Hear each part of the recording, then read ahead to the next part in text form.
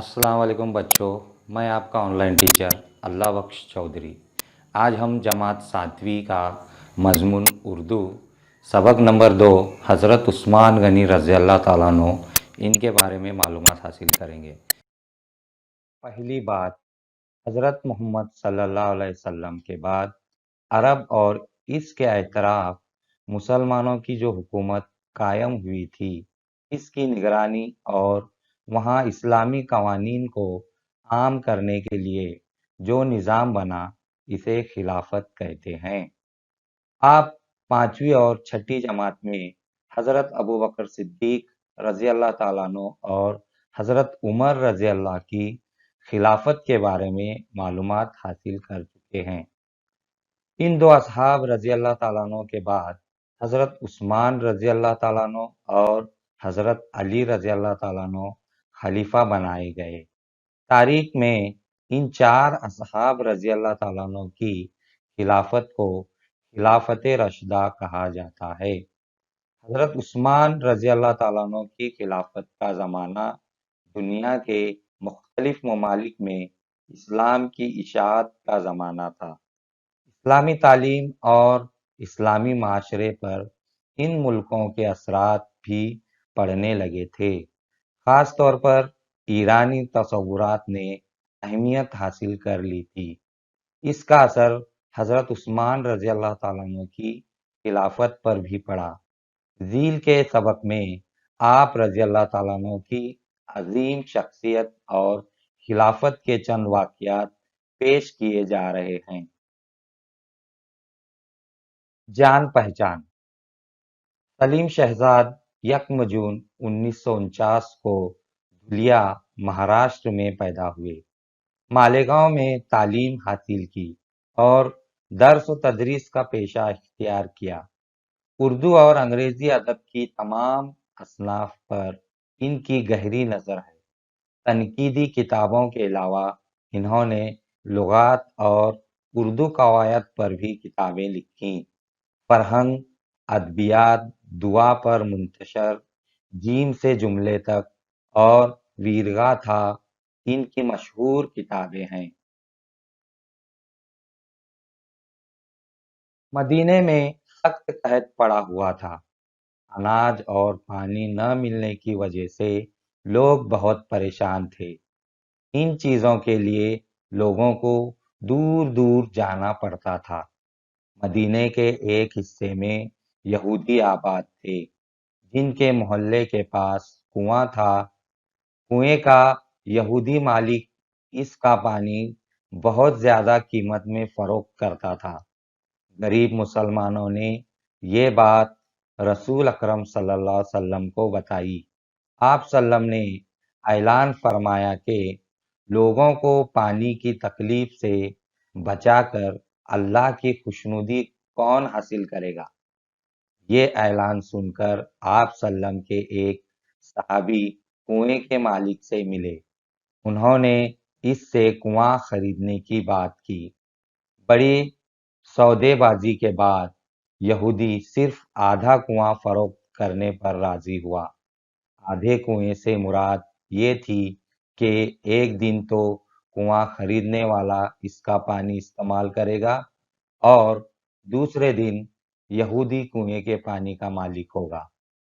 कुआं खरीदने वाले सहाबी ने सौदा मंजूर कर लिया। जिस दिन कुआं इनका होता, मदीने के तमाम बाशिंदे इससे मुफ्त पानी हासिल कर लेते। लेकिन दूसरे दिन यहूदी अपना पानी मुसलमानों को बहुत महंगे दामों में फरोख्त करता। तब मुसलमानों ने ये क्या ये किया कि जिस दिन कुआं यहूदी का न होता, वो दोनों का पानी जमा कर लेते। इस तरह दूसरे दिन यहूदी से पानी खरीदने कोई न जाता। परेशान होकर यहूदी ने कुआं खरीदने वाले सहाबी से कहा कि मैं पूरा कुआं बेचने के लिए तैयार हूँ। सहाबी ने कुएं की बकिया कीमत भी अदा कर दी और इसे मदीने के सभी बाशिंदों के लिए वक्फ कर दिया। کنواں خریدنے والے یہ صحابی حضرت عثمان رضی اللہ بن عفان تھے، جو بعد میں مسلمانوں کے تیسرے خلیفہ ہوئے۔ حضرت عثمان رضی اللہ تعالیٰ عنہ کا خاندان مکے کا ایک ممتاز اور بااختیار خاندان تھا، جس کا شمار قبیلہ قریش کے رئیسوں میں ہوتا تھا۔ ان کی والدہ عروہ حضرت محمد صلی اللہ علیہ وسلم کی قریبی رشتہ دار تھیں۔ حضرت عثمان رضی اللہ تعالیٰ عنہ میانہ قد اور مضبوط بدن کے خوب رو شخص تھے۔ یہ بات بھی مشہور ہے کہ حضرت محمد صلی اللہ علیہ وسلم نے حضرت عثمان رضی اللہ تعالیٰ عنہ کی بہت زیادہ مشابہت تھی۔ حضرت عثمان رضی اللہ تعالیٰ عنہ نہایت باحیا، صبر کرنے والے، نرم دل اور سخی تھے۔ اپنی سخاوت کی وجہ سے وہ غنی کہلائے۔ وہ صفائی پسند تھے، روزانہ غسل کرتے، صاف ستھرے کپڑے پہنتے اور خوشبو لگاتے تھے۔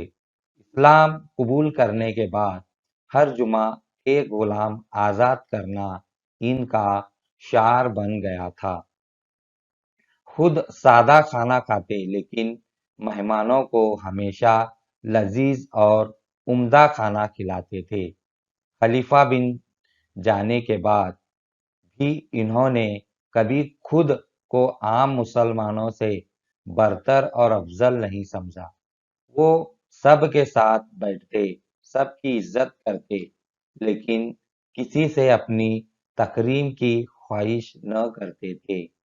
ایک مرتبہ اپنے ایک ملازم سے کہا کہ میں نے تجھ پر جو زیادتی کی ہے، مجھ سے اس کا بدلہ لے لے، اور ضد کر کے انہوں نے ملازم سے اپنے کان پکڑوائے۔ جب اس نے نرمی سے ان کے کان پکڑے تو کہا، بھائی خوب زور سے پکڑ، کیونکہ دنیا کا بدلہ آخرت کے بدلے سے آسان ہے۔ حضرت محمد صلی اللہ علیہ وسلم نے اپنی ایک بیٹی بی بی رقیہ رضی اللہ تعالیٰ عنہ کا نکاح حضرت عثمان رضی اللہ تعالیٰ عنہ سے کر دیا تھا۔ مکے میں جب مسلمانوں پر بہت ظلم ہونے لگا تو وہاں کے کچھ مسلمان حضرت صلی اللہ علیہ وسلم کی اجازت سے ملک حبش جا کر آباد ہو گئے۔ حضرت عثمان رضی اللہ تعالیٰ عنہ بھی اپنی اہلیہ محترمہ کے ساتھ حبش کی طرف ہجرت کر گئے۔ چند برسوں کے بعد جب یہ بات مشہور ہوئی کہ مکے کے لوگ مسلمان ہو گئے ہیں، تو حضرت عثمان رضی اللہ تعالیٰ عنہ واپس تشریف لے آئے، مگر کافروں کے مسلمان ہو جانے کی خبر جھوٹی تھی۔ ان کے ظلم و ستم مسلمانوں پر برابر جاری تھے۔ جب حضرت عثمان رضی اللہ تعالیٰ عنہ اب رسول اکرم صلی اللہ علیہ وسلم کے ساتھ مکے ہی میں رہے، اس کے بعد موقع آیا تو انہوں نے اپنے خاندان کے ساتھ مدینہ ہجرت کی۔ ایک بیماری میں جب بی بی رقیہ رضی اللہ تعالیٰ عنہ کا انتقال ہو گیا تو حضرت صلی اللہ علیہ وسلم نے اپنی دوسری بیٹی بی بی ام کلثوم رضی اللہ تعالیٰ عنہ کو حضرت عثمان رضی اللہ تعالیٰ عنہ کے نکاح میں دے دیا۔ رسول اکرم صلی اللہ علیہ وسلم کی دو بیٹیوں سے نکاح کرنے کے سبب حضرت عثمان رضی اللہ تعالیٰ عنہ ذو النورین یعنی دو نور والے کہلائے۔ ایک بار قحط ہی کے زمانے میں حضرت عثمان رضی اللہ تعالیٰ عنہ کے یہاں غلے سے لدے ہوئے 1000 اونٹ آئے۔ مدینے کے بہت سے تاجر دوڑے ہوئے ان کے پاس پہنچے اور انہوں نے دگنی قیمت پر غلے کا سودا کرنا چاہا۔ حضرت عثمان رضی اللہ تعالیٰ عنہ نے انہیں جواب دیا کہ مجھے تو اس مال کے بدلے 10 گنا زیادہ قیمت ملنے والی ہے۔ تاجروں کو حیرت ہوئی کہ 10 गुना नफा पर इनका माल कौन खरीदेगा। हजरत उस्मान रजी अल्लाह ताला अन्हु ने सारा गल्ला जरूरतमंद अवाम में तकसीम कर दिया और ताजिरों से कहा कि अल्लाह ताला एक नेकी के बदले 10 नेकियों का सवाब अता करता है। दुनिया वालों में इस्लाम का पैगाम पहुंचाने और मुसलमानों को मुशरिकैन के जुल्म सितम से बचाने के लिए हजरत उस्मान रजी अल्लाह ताला अन्हु ने रसूल अकरम सल्लल्लाहु अलैहि वसल्लम के साथ बहुत सी लड़ाइयों में हिस्सा लिया। अरब के एक मुकाम तबूक में जब लड़ाई का मौका आया तो उन्होंने इस लड़ाई के लिए तिजारत से हासिल होने वाला नफा अल्लाह की राह में खर्च कर दिया।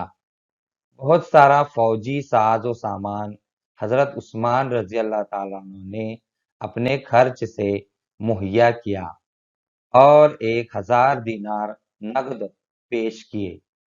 हजरत उमर रजी अल्लाह ताला अन्हु बिन खत्ताब की शहादत के बाद 6 सहाबा रजी अल्लाह ताला अन्हु की जमात ने आपस में मशवरा करके हजरत उस्मान को मुसलमानों का खलीफा मुकर्रर किया। उनकी खिलाफत का जमाना तकरीबन 11 साल रहा। अपने जमाने खिलाफत में इन्होंने हजरत उमर रजी अल्लाह ताला अन्हु की बहुत सी बातों पर अमल किया। इनकी इस्लाहात से इस्लामी हुकूमत ने बहुत कुव्वत हासिल कर ली। बैरूनी मुल्कों से आने वाले जजिये की रकम में इजाफा हो गया। तिजारत, ज़राअत और तालीम को खूब तरक्की हुई। हजरत अबू बकर रजी अल्लाह ताला अन्हु ने अपने दौर खिलाफत में कुरान का एक नुस्खा उम्मुल मोमिनीन हजरत हफ्सा रजी अल्लाह ताला अन्हु के पास रखवाया था। हजरत उस्मान रजी अल्लाह ताला अन्हु ने इनसे ये नुस्खा मंगवा कर इसकी नकलें तैयार करवाईं और इस्लामी मुल्कों में भिजवा दी ताकि मुसलमान आ हजरत सल्लल्लाहु अलैहि वसल्लम से साबित शुदा किरात के मुताबिक कुरान की तिलावत करें। हजरत उस्मान रजी अल्लाह ताला अन्हु का ये एक बड़ा दीनी कारनामा है। हजरत उस्मान एक नर्म दिल इंसान थे। इनकी नर्म मिजाजी का फायदा उठाकर बाज लोगों ने इनसे खिलाफत छोड़ देने के लिए कहा। इन्होंने जवाब दिया, अल्लाह ने जो खिलात मुझे पहनाई है इसको मैं अपने हाथ से न उतारूंगा। तब ये लोग बगावत पर आमादा हो गए और इन्होंने हजरत उस्मान रजी अल्लाह ताला अन्हु के मकान को घेर लिया। एक दिन मुहासरा करने वालों में से कुछ लोग वहां आए। हजरत अली रजी अल्लाह ताला अन्हु के बड़े बेटे हजरत हुसैन रजी अल्लाह ताला अन्हु ने इन्हें रोका, मगर बागी इन्हें जख्मी करके मकान में घुस गए। इस वक्त हजरत उस्मान रजी अल्लाह ताला अन्हु कुरान की तिलावत कर रहे थे। इसी हालत में बागियों ने इन्हें शहीद कर दिया। इस वक्त इनकी उम्र 80 साल से ज्यादा थी। मानी व इशारात। इस सबक में जो नए अल्फाज आए हैं उनके मानी देखेंगे। वक्फ कर देना, अवाम की भलाई के लिए अपनी चीज बिला मुआवजा दे देना। खुबरू, खूबसूरत, मुमताज, बाइज्जत, नामवर, नुमाया। शार, तरीका, आदत। तकरीम, इज्जत। हब्स, अफ्रीका का एक मुल्क एथोपिया। जिजिया, इस्लामी हुकूमत में रहने वाले गैर मुस्लिमों से इनकी हिफाजत के लिए ली जाने वाली मामूली रकम। किरात, मुराद कुरान पढ़ने का तरीका। खिलात, वो पोशाक जो बादशाह या बुजुर्गों की तरफ से दी जाए। मुराद मर्तबा। اس طرح بچوں آج ہم نے حضرت عثمان غنی رضی اللہ تعالیٰ عنہ کے بارے میں معلومات حاصل کی، تو آپ اس سبق کو 2-3 مرتبہ اچھی طرح سے پڑھ کر آخر میں جو دی گئی مشق ہے اسے اچھی طرح سے حل کرنا۔